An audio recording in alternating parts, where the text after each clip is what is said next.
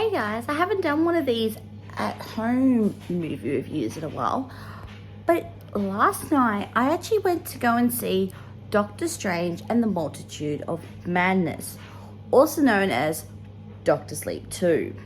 Now, I should preference, I only sat through maybe half of episode 1 of WandaVision, so I'm not 100% sure exactly what happened to Wanda during that series. So I pretty much went in blind. All I know is what I saw in the trailers, which wasn't a lot. I should also preface this, I did see this in 4D. I thought this was the first time Disney has done a horror movie since The Black Cauldron, which is back in the late 80s. This is they definitely got the right director in Sam Raimi. Now, if you don't know that director's name, you probably know his specific movie franchise, The Evil Dead, which is definitely horror comedy. This is very much, I would say, a horror sci-fi superhero. And I think what they did with the characters was so well done. I think if you were a fan of Doctor Strange, Doctor Strange from what his appearances in the MCU, this is very much a similar character. He's very much a lot more of a bolder character than what I remember in his last outing, which I think was Far From Home, Spider-Man, the last Spider-Man movie. He's a little bit more cautious. I should preface this that Spider-Man and this movie was supposed to be the other way around. It was supposed to be Doctor Sleep, then Spider-Man. So that's probably where I get a little bit of the dissonance in the characters, especially from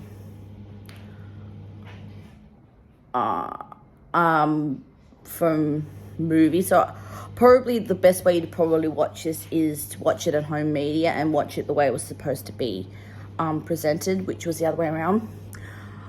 I have to say the two Benedicts, Benedict Cumberbatch and Benedict Wong, they are so good in their characters.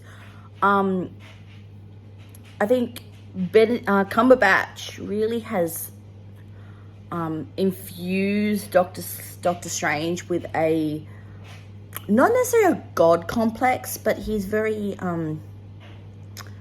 strong in his beliefs, especially with the multiples we meet. I can't say that. We meet two of his multiples specifically. Well, technically it's 3 if you look at the trailers. Which is so well done that he could create 3 very distinct characters, and they're all individually, they can really believe that you're speaking. He's actually 3 different characters, but the same character across 3 different universes. Elizabeth, god damn it, you can pull off scary and believably scary. And back to Wong, he definitely has that comedy timing that is really well done. I think he definitely brought a bit of a lightness to the role, and definitely is a great counterbalance to Strange. And I think those Wong and Benedict really play off each other brilliantly, similar to how Benedict's very well with Morgan Freeman. I think he's found that similar relationship with Wong. over their movies that they've done together. I think they've got that chemistry down to freaking science. And the new actor who plays America, she also is so well done. I think she has her character that she brought, and that character itself, I think brought a bit more of old calmness to Stephen, which now in hindsight, when he's speaking to Peter in Spider-Man, makes sense now why he's a little bit more cautious and wary in Spider-Man, because of his the relationship he developed with the America character. And I think also she's a unique character because she's also the first daughter of an LGBTQ couple. She's actually from gay parents, specifically lesbians, which is, I think, the second time you've seen a gay or lesbian couple. So Disney is definitely getting a little bit more bolder with their parental depictions, and I think getting more, can I say, modern with that. And it is no secret that there is the Illuminati, which is featured in the trailers, but oh my god, I was audible when I found out who some of the actors were that were in the Illuminati. My jaw dropped. I don't believe in spoilers, but god damn it, my jaw would have hit my knees. Boy, oh boy. And the way that they used that character, I don't know nothing about the Illuminati as a group of heroes, but they very much felt like gatekeepers to me. So almost like, the weird thing is, I'm going to say Green Lantern and those talking heads in Green Lantern, they very feel like that, but for Marvel. They definitely gave Rachel McAdams a bit more action beats, which I thought was really sweet. I believe she didn't really have a lot to do in the first Stephen, and we haven't really seen Rachel's character since that. They definitely gave her more action beats and more of that, which I thought was really well done. The visuals, very good. I know Sam because I've seen his Spider-Man movies, and he has an eye for detail, and this definitely has a lot of Raimi right over it.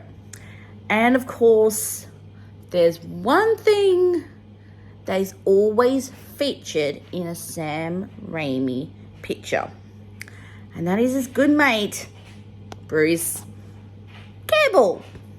And yes, he does make a brief cameo.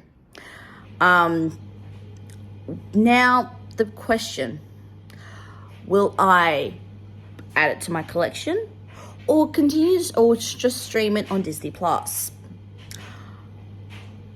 By my sister, who has not seen this and is a Benedict Cumberbatch fan, this one might be firmly in my DVD collection. I thought this is really well done, and I think they should do more genre bending style movies for the MCU going forward. And I think that would be a great, just had that blend, but it was really nicely blend of horror, action, and superheroes. Disney needs to be more brave with these type of choices. They need to, I think, mix it up for the fans of Disney. I'm not saying they don't have to stick with they can stick with the classics, but to do a movie like this that is so out of Disney's wheelhouse is so refreshing. And I definitely give this a 4 out of 5, which means it's going in the DVD collection. And I can't wait to see what they do next for the MCU. Now, I'm technically 2 down from completing my MCU watching. And I need to catch up.